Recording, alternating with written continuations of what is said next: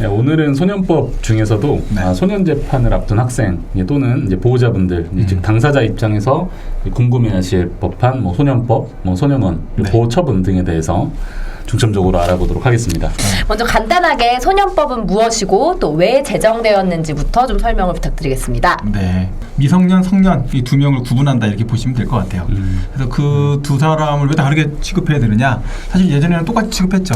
애도 어른도 다. 그런데 이게 뭔가 아이는 아직 배우는 단계에 있고 얘는 교정 가능성이 있고 소년은 아무래도 사회에서 뭔가 좀 더 특별한 존재로서 보호 조치하고 가르칠 필요가 있다라는 목적으로 이제 소년법이라는 게 별도 제정돼야 된다 이렇게 만들어졌다 보시면 되겠어요. 나이가 어린 아이들이 범죄를 저지르면 네네. 이제 소년원에 간다 이렇게 알고 있었는데 네.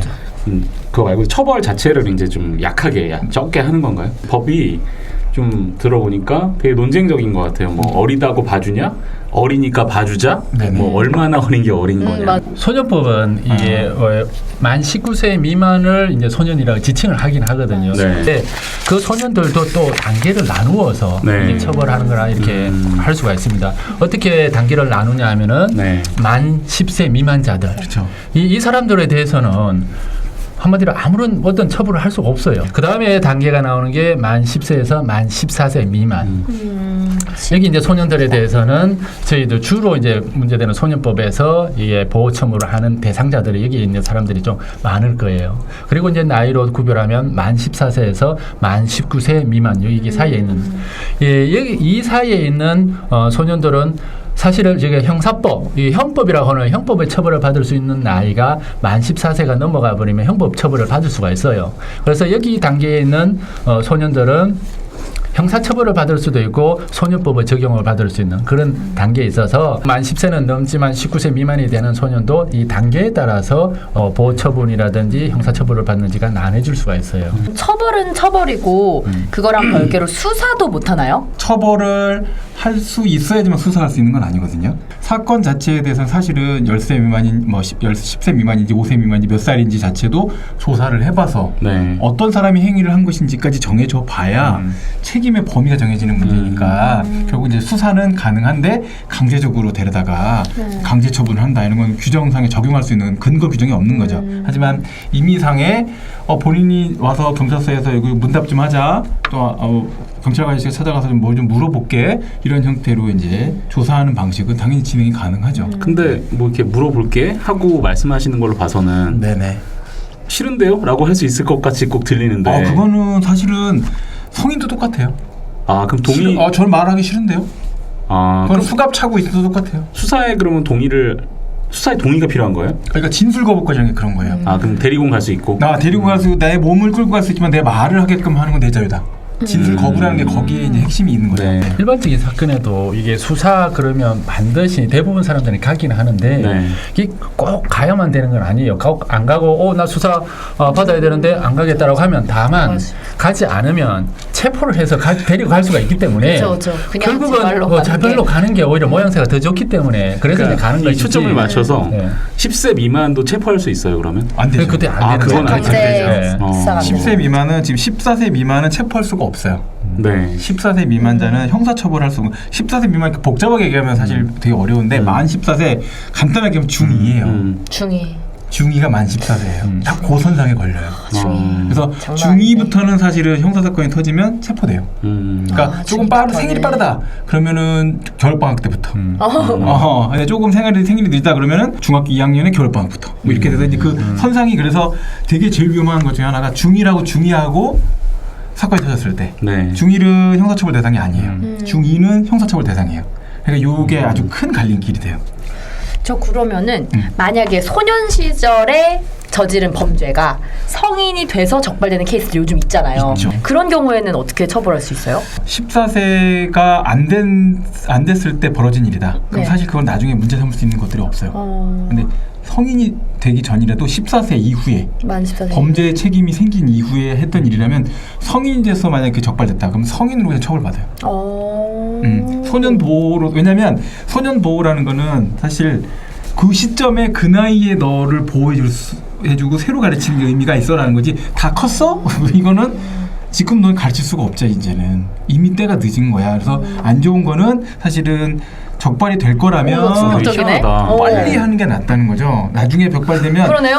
성인이 딱 어른처럼 됐어. 그냥. 그러면 걔는 소년 사건으로 처리될 수 있는 가능성이 없어져 버려요. 14세 미만은 뭐 상관없는데 내가 뭐 16살에 뭔가 잘못하고 20살에 걸리면 그냥 형사처벌을 20살. 망하는 거예요. 그럼. 법에 적용을 굉장히 해야지. 망하는 케이스예요. 그리고 소년법 같은 경우에는 일반 형법에 비해서 약간은 이게 혜택적인 거니까 행위시를 기준으로 하는 게 아니고 판결하는 때를 그걸 기준으로 그렇게 하는 막 이렇게 거예요. 확장해서 그래서 적용해 주진 않는군요. 앞전에 왜 그런 거 있었잖아요. 인천 뭐 여중생 사건에 네네네. 있어서 그래서 판결이 늦어지면은 이게 생일이 지나서 성년이 돼버리니까 형사 책임자 성년이 되니까 빨리 판결을 받아서 소년법을 적용을 받게끔 하기 위해서 빨리 하려고 하는 그런 시도도 있었거든요. 이 중이들은 되게 조심해야 돼요. 네. 중이 중에 진짜 실수 얘기를 해서 자기가 생각할 때 중학교 1학년 때 했었으면 괜찮았던 건데 중이가 되면 사실 체포될 수도 있어요. 10살이 넘는다라고 하면 이제 나이상으로 보면 초등학교 4학년 정도예요. 초등학교 4학년 만 10세니까 네네네. 그러면 4학년 때부터 발생되는 일들은 보호처분 받을 수 있고 그러네요. 그 전 4학년에 올라갔는데 아직 얘는 만 10세가 안 됐어. 그럼 얘는 보호처분 대상자도 아닌 거예요. 그러니까 같이 같은 학교에서 같은 여러 가지. 학년이라고 같이 싸돌아다니면서 놀았는데 나중에 문제가 된 거는 얘는 보호처분 받고 얘는 보호처분 그럴 대상 수도 아니고 있겠네요. 그래서 쟤는 형사처벌 받고 얘는 형사처벌 안 받고 생일에 막 딱 갈리면서 이제 그 문제가 될 수 있다는 거죠. 그러네요. 신기하다. 그 나중에 더 큰 어떻게 보면 이제 안 걸린 게 좋은 게 형벌을 아니라는 안 걸린 받을 수 게 있기 좋은 게 때문에 아니에요. 좋은 게 진짜. 아니에요. 예. 네. 그 예전에 보면 그 유명한 영상 있잖아요. 그 천종호 판사님인가? 네네. 그분 같은데 네. 소년 재판에서 판사님이 보통 학생들한테 판사님. 예, 뭐 니들 뭐 지금 뭐 일진인데 그 안 바꿔준다고 돌아가라고 하는 영상 있잖아요. 네네네. 소년 재판 좀 이렇게 약간 저는 그거 보면서 약간 사또 원님 이런 거 생각했었는데 그런 느낌이 큰 게 아니라 보통 이게 좀 작은 규모로 예, 아무래도 진행이잖아요. 법정이요. 소년법원 재판정이 작은 편이에요. 그리고 이제 보통 크기를 보면은 이제 한 학교 교실 중에서 초등학교 교실 그 정도 사이즈보다 조금 작은 것 같기도 하고 네, 그 정도 사이즈예요. 그래서 네. 마이크 없어도 끝에서 끝까지 다 대화가 또렷하게 들릴 수 있는 그런 구조고요. 비공개로 돼 있다 보니까 그 안에서 이제 대화하고 할 때 많은 사람이 개입되고 이런 구조는 아니에요. 그래서 오히려 약간 대화식의 이제 아까 그 판사님이 하신 것 같은 그런 게 가능하고 가능한. 네, 판사님이 그리고 전권을 거의 다 갖고 있어요. 그러니까 예를 들어서 사또 10호처분까지 맞네. 10호처분까지 원님이요. 했는데 가령 이런 거예요. 센 처분을 했어요. 그런데 보호자나 소년이 불복할 수는 있어요. 그러니까 나 이거 난 억울하다 이러면서. 네. 근데 판사님이 한 거를 뭐 다른 국가기관에서 그거를 이거 너무 적게 준 거 아니에요? 이런 불복은 안 돼요. 그 재량이 굉장히 큰 거죠. 검사의 항소나 뭐 이런 게 다툼이 안 되니까 결국은 집에 가는 거예요. 그래서 이제 소년 재판이 일반 이 형사 재판하고 좀 차이가 좀 있어요. 이게 아까 말한 것처럼 소년법을 적용하는 이유가 소년들을 좀 보호하자는 취지이기 때문에 그래서 그 과정을 좀 간단하게 이제 살펴보면 네. 수사 과정부터 이 결과 나올 때까지 통상적으로 한 3개월에서 6개월 정도 걸리거든요. 이게 다른 사건 일반적인 형사 사건 비하면 좀 짧은 편이에요. 예. 그래서 빨리빨리 이제 해결하려고 하는 거고 이 사건도 마찬가지로 경찰에서 검찰에서 또 가정법원에 있는 소년 재판부로 이런 과정을 거쳐가지고 지금 이제 어떤 결정이 되는데. 소년 재판부 이제 법원에 오면은 사건이 접수된 날로부터 한 달에서 2달 내에 이 결론을 도출하기 때문에 상당히 빨리 결론이 이제 나오는 편이고 그리고 조금 전에 이제 말씀하신 것처럼 이 재판하는 이 날을 신문기일이라고 지칭을 하는데 그 신문기일에 가면은 판사님이 이렇게 여러 가지를 물어보시면서 호통을 치기도 하고 그렇게 하는데 그 시간이 한 10분 가량 걸려요. 그러면서 그때 이제 참석하는 사람이 그 문제가 된 그 소년 그리고 그 사람을 관리하는 보살피는 보호자 그리고 이제 법적인 좀 도움을 줄 수 있는 보조인 이렇게 해서 다른 사람들은 원칙적으로 여기 들어갈 수가 없어요. 그래서 비공개로 해서 이분들만 해서 판사님하고 같이 이야기하고 서로 이제 의견을 주고받으면서 이게 재판을 진행하는 그런 방식으로 진행이 되는 이렇게 거예요. 드라이하게 그냥 이렇게 판결만 딱 내리는 게 아니라 혼도 내고. 근데 이게 하루에 판사가 하루에 이 처리한 건수가 엄청나던데 30건 40건 하루 종일 화내다가 가 있어. 혼내고 그러니까 10분 되게 단위로 힘든 해서 일일 것 같아요. 진짜. 하면 법정에서 2시간 정도 스탠딩하고 기다리고 웨이팅하는 거는 거의 기본인 것 같아요. 소년 사건은 가면 그래서 뭐 4시 개정이다 신문기 그러면 보통 6시 정도 시작할 거로 예상해요. 아니면 뭐 이제 아침 시간이다 그러면 뭐 11시다 그러면 12시 정도 시작할 거다. 이 정도. 그래서 1시간에서 2시간 인터벌은 기본적으로 생길 거다. 왜냐하면 판사님이 얘기하다 보면 10분 만에 끝내야 되는데 그렇게 안 될 10분 것 만에 같아요. 끝나지 않는 경우들이 생길 거 아니에요. 네. 이제 맞아요. 그런 문제들이 생기고 교무실 밖에서 초조하게 공감합니다. 기다리는 게 생각이 안 나네요. 끝나죠. 하면 이제 다 모여 있어요. 네. 부모님하고 쪼르르 앉혀놓고요. 그 봤잖아요. 그 영상이 딱 그거잖아요. 앞에 놓고. 쪼르르 앉아있고 이제 거기에 이제 법원 가정법원에서 소개하고자 하는 이제 소년 재판이란 네. 무엇인가에 대한 영상을 다 틀어놓으세요. 그거 이제 계속 반복적으로 보고 계시는 거예요. 네, 앉아갖고. 아까 그 참석자에 대해서 말씀을 해주셨는데 부모님하고 아까 법정 대리인 보호자. 네, 근데 실질적인 보호자 예를 들면은 선생님 네. 참석 가능한가요? 원칙적으로는 이게 실질적인 보호자는 참석이 안 돼요. 법정 대리인, 법정 보호자인 부모님 같은 경우는 되는데, 예, 뭐 선생님이라든지 동네 뭐 형이라든지 동네 형. 가까이 이제 지낸다고 해서 그걸 데리고 가고 그렇게 할 수는 없어요. 네, 맞아요. 동네형 판사님들이 싫어해요. 오히려 동네 형 때문에 문제가 되는 동네 경우가 형 더 때문에 많아서 왔다고 그럴 수도 생각하니까. 있어요. 그럴 수 그래서 있겠다.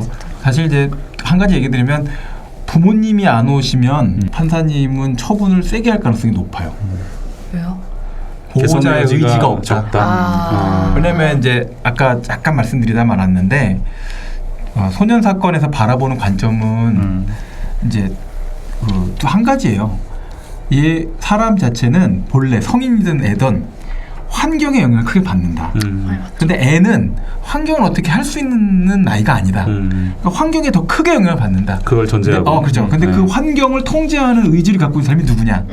보호자다. 그래서 그 보호자 부모가 온 경우가 처분이 가장 관대할 가능성이 네. 높아요. 그러니까 반드시 가셔야 돼요. 이것도 갑자기 중요한 최소한의- 얘기네요. 어깨가 무거워졌어요. 최소한의 네. 의지가 있다라고 보는 네. 거죠. 근데 아버지는 회사가 바빠서 못 왔어요. 또는 엄마는 오늘 뭐 있으셔서 못 왔어요라고 하면 신문기일을 보통 한 달 전에는 지정하거든요. 네. 그러니까 이 정도도 의지가 컨트롤을 없구나. 할 의지가 없구나라고 보는 건데 만약에 두 분 안 오고 선생님이 오셨다. 그럼 이제 이 아이는 사실은 집에 못 가요. 별일이 아니더라도.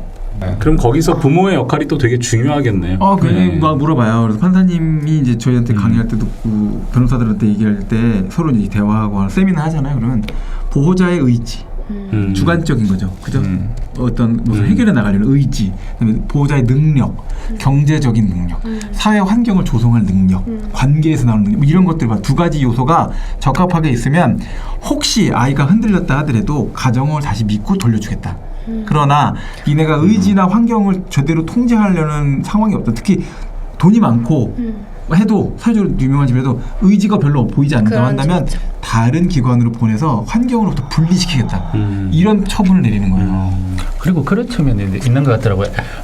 문제에 대한 아이 혼자 와가지고 판사님한테 이 구중 듣는 거 하고 부모님 옆에서 하고 부모님한테도 판사님이 구중을 하세요. 그러시더라고요. 그러면은 오히려 이게 문제 행위를 한 그 소년이 부모님한테 너무 미안한 거예요. 네. 죄책감이 그러면서 이제 서로 들지. 다독이고 서로 한번 안아주게 하면 그걸로 인해서 마음으로 엄청나게 위안을 받기도 하고 앞으로 내가 이렇게 하면 안 되겠구나라는 생각을 많이 할 수 있거든요. 네. 그러니까 이게 소년 범죄 이제 사건에 있어서는 보호자가 그 재판에 참여하는 것이 상당히 중요한 요인인 것 같아요.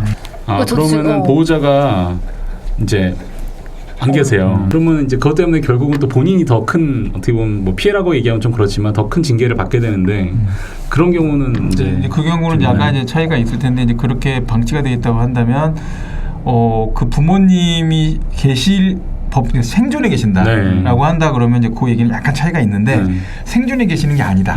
그런 상태라면 이제는 사실은 그 아이는 위탁기관으로 들어가야 돼요.